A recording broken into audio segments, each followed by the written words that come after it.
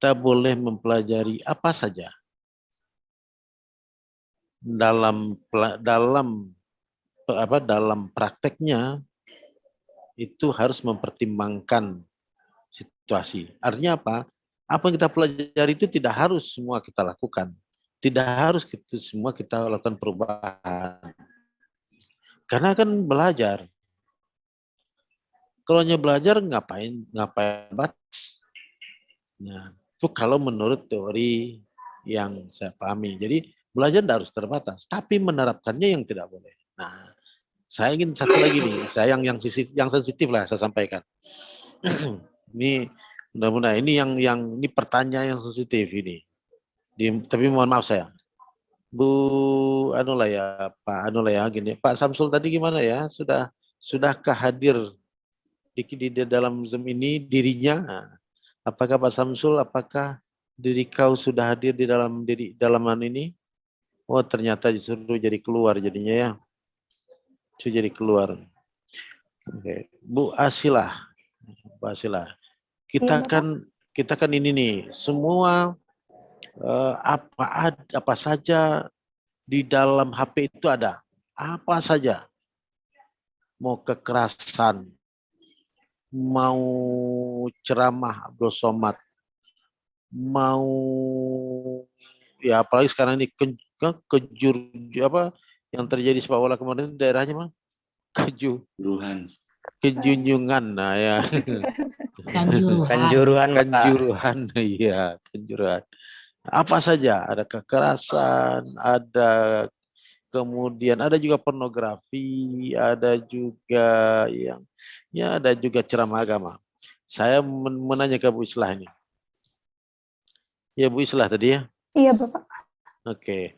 Menurut Ibu mempelajari pornografi itu boleh enggak? Bu Asilah. Oh, menurut saya ya Pak, tergantung niat tadi Pak. Kalau untuk kebaikan ya boleh saja Pak gitu. Boleh saja kalau untuk kebaikan. Iya. Iya. Pak Weri, gimana nih Pak Weri Sirait?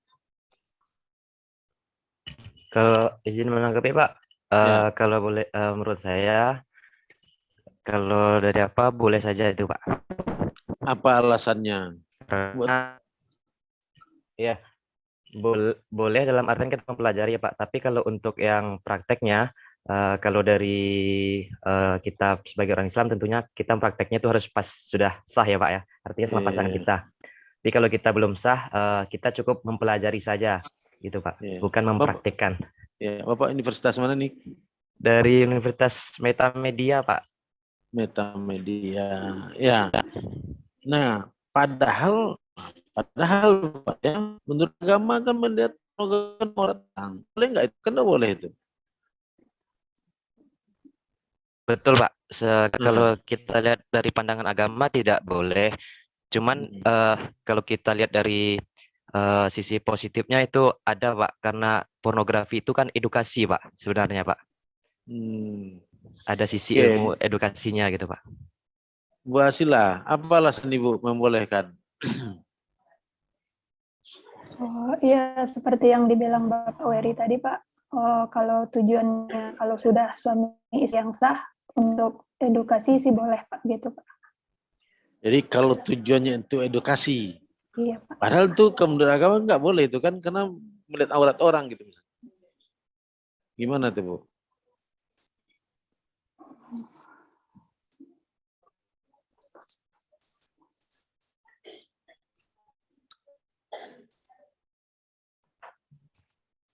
Iya sih Gimana? Pak. Secara agama tidak diperbolehkan Pak. Iya. Oke. Nah, jadi Bapak dan Ibu ya, kita boleh mempelajari tadi sudah kita sebutkan kita boleh mempelajari apa saja. Nah, tapi menerapkan tidak boleh. Itu yang pertama. Yang kedua, kalau itu didasarkan kepada agama, harus ada batas-batas yang dipelajari. Berarti juga tidak semua boleh dipelajari. Tapi kalau itu untuk keilmuan, itu boleh dipelajari. Contoh, ini nih Pak Samsul nih. Halo Pak Samsul. Oh, belum juga hadir beliau nih. Halo Pak Samsul. Pak Samsul juga belum juga nih. Belum menerapkan prinsip belajar yang kita terapkan tadi. Contoh nih, seorang dokter misalnya dokter ahli kandungan, dia tidak akan bisa menjadi dokter kalau dia tidak bisa tidak mempelajari anatomi manusia. Nah, karena di dalam ilmu kedokteran itu kan membutuhkan mempelajari anatomi manusia. Jadi kalau itu untuk kepentingan keilmuan, itu tidak ada masalah. Ya, tidak ada masalah. Baik Pak dan Ibu, saya kira itu awal dari diskusi kita. Mudah-mudahan Pak Ibu sudah bisa memiliki wawasan. Saya ingin masuk lagi pada slide yang sudah saya siapkan. Ya, ingat ya, prinsip kita tadi. Prinsip kita adalah melibatkan fisik dan psikis kita. Melibatkan kita. Melibatkan kejujuran kita. Saya mohon maaf ya, background saya belum seperti yang disarankan panitia, karena sampai saat tadi pagi saya cari-cari di background itu tidak ketemu. Jadi belum sempat saya latar belakang. Jadi mohon maaf saya gitu ya. Baik Bapak dan Ibu, saya coba share.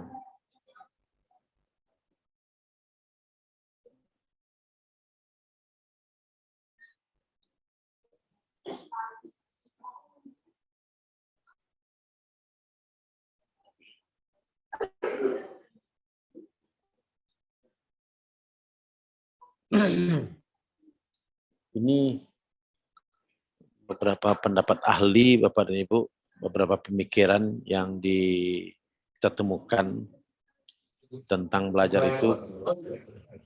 Pertama Bapak dan Ibu, ada yang mengatakan memang ini perubahan potensi, ini hasil tadi.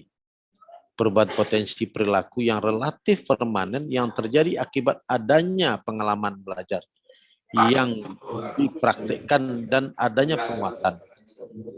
Ini terkait dengan hasil nih. Terkait dengan hasil. Jadi apakah belajar itu ini lebih kepada hasil.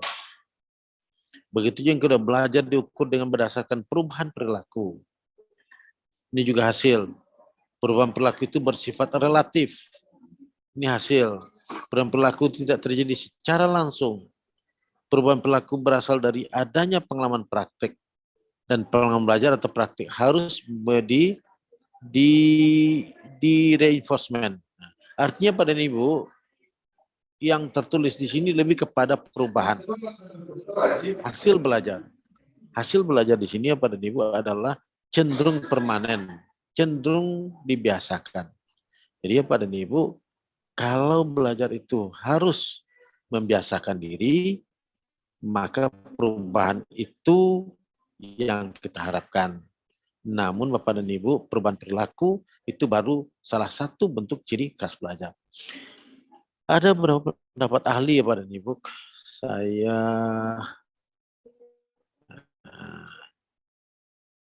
Saya sebentar. Nah, saya ingin mengungkapkan ada 4 teori belajar utama di sini yang saya ingin ungkapkan. Pertama, Bapak dan Ibu, ada orang menyebutnya teori belajar behavioristik. Yang kedua ada teori belajar kognitif konstruktivistik. Ada teori belajar humanistik dan ada teori belajar konektivistik. Jadi ada 4 belajar, tapi yang dipelajari banyak lagi Bapak Ibu sebenarnya, teori-teori belajar lain-lain banyak lagi. Tapi yang menurut kami dari tim, ini yang kita pelajari dulu untuk saat ini. Sedangkan yang lain itu silakan Bapak Ibu pelajari nanti di waktu yang lain. Saya ingin bertanya nih, ada enggak yang sudah paham atau ada yang tidak mengerti tentang apa sih yang dikemukakan oleh behavioristik ini tentang teori belajar? Silakan Bapak dan Ibu. Apa sih yang wawasan yang pengetahuan yang sudah Bapak Ibu ketahui tentang teori belajar behavioristik itu? Mudah-mudahan Pak Samsul kita beri waktu 5 menit atau 10 menit lagi. Jika tidak, mohon panitia di-off-kan saja. Jadi saya mohon ada panitia di sini. Halo panitia. Halo panitia. Halo panitia.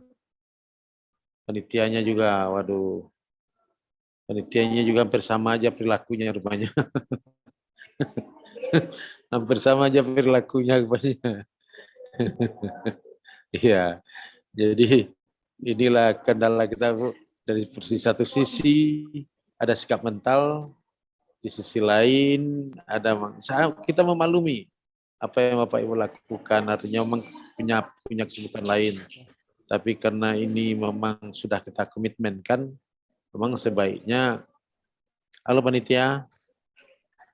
Ya Pak. Halo panitia. Ya Pak. Ronald Pak. Ya, tolong Pak Ronald nanti Pak Samsul di-off-kan saja ya. Jadi Pak, Kayaknya ya udah nanti dari, saya off-kan Pak. ya, karena udah dari tadi nih saya lihat kita artinya tidak prinsip belajar tidak diterapkan gitu.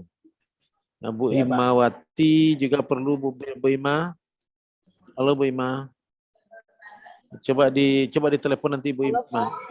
Gimana Bu? Apakah masih sinyal yang jadi masalah Bu? Oh, tidak, Pak. Tidak. Apakah Bu Ima ada, Pak, di Ma? 2 device, Pak. Bagaimana? Ada suara saya, Pak? Ada. Halo. Ada Pak. Ya, Bu Ima pakai dua Iya, device, bisa Pak. kameranya dihidupkan. Dua Bisa device, kameranya Pak. dihidupkan, Bu. Sudah, Kak, sudah dihidupkan.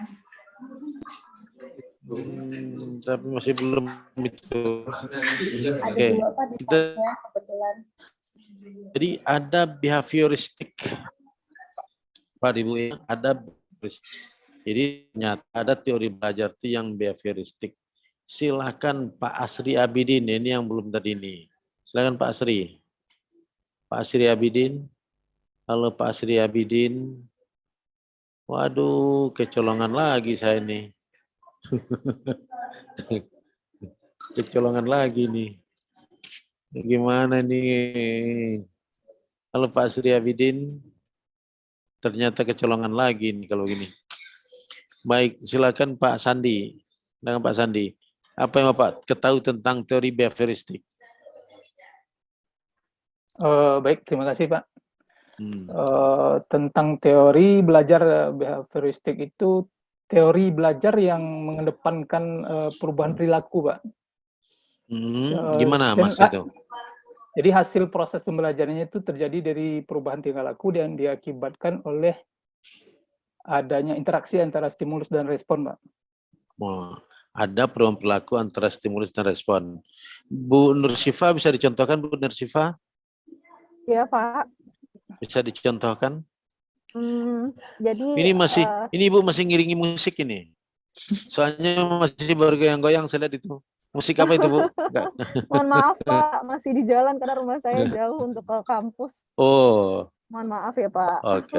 Saya kira tadi ikut digiring musik gitu sambil Oh, goyang-goyang. Oh, enggak. Tiap pagi kayaknya memang selalu begini, Pak, harus on cam Oke. di jalan. Mohon maaf ya, Pak. Oke, silakan Bu. Kira-kira apa tuh teori behavioristik? Ya, Bisa teori dicontohkan? behavioristik yang saya pahami ya Pak, tadi kan sudah dijelaskan juga terkait dengan perilaku ya, yang dilihat pada ini aliran ini yang menekankan pada hasil belajar. Nah, karena aplikasi atau contoh dari teori ini biasanya gitu ya, kita sebagai pengajar itu menentukan dulu tujuan dari instruksional yang biasanya kita ingin buat gitu. Jadi ada tujuannya dulu. Dan kemudian setelah itu kita akan melakukan analisis kelas, jadi model peserta didik yang kita hadapi, misalnya kan ada beberapa tipe yang kemarin juga kita pelajari bersama di materinya Pak Dion ya, ada yang audio, visual atau kinestetik dari mahasiswanya misalnya. Nah, kemudian dari situ kita bisa menentukan nih kira-kira apa materi pembelajaran atau materi pelajaran yang nanti akan kita berikan di tiap sesinya, yang akan mempengaruhi pada capaian pembelajaran mata kuliah tersebut. Nah, kemudian nantinya kita akan melakukan tadi misal pemecahan dari CPMK tadi kepada CPMK. Nah, sub CPMK ini yang kita akan temukan pada sesi yang nantinya akan kita tentukan materi apa yang akan kita berikan dari situ, Pak. Nah, tentunya dosen akan memberikan materi pelajaran sesuai dengan topik pada tiap pertemuan, dan kemudian nantinya akan memberikan stimulus. Nah, stimulus yang diberikan bisa dalam bentuk pemberian materi, kemudian pertanyaan, kuis, tugas, ataupun kalau kemarin kita ada respon ya, nah di situ. Nah, kemudian nanti kita akan mengkaji, Pak, respon yang tadi sudah diberikan oleh siswa yang sudah kita persiapkan. Itu sih, Pak, nanti dari situ akan terlihat respon stimulus yang tadi kita sebut pada teori behavioristik itu adalah menekankan pada hasil dari proses belajar. Di depan, Abang. Mungkin itu, Pak.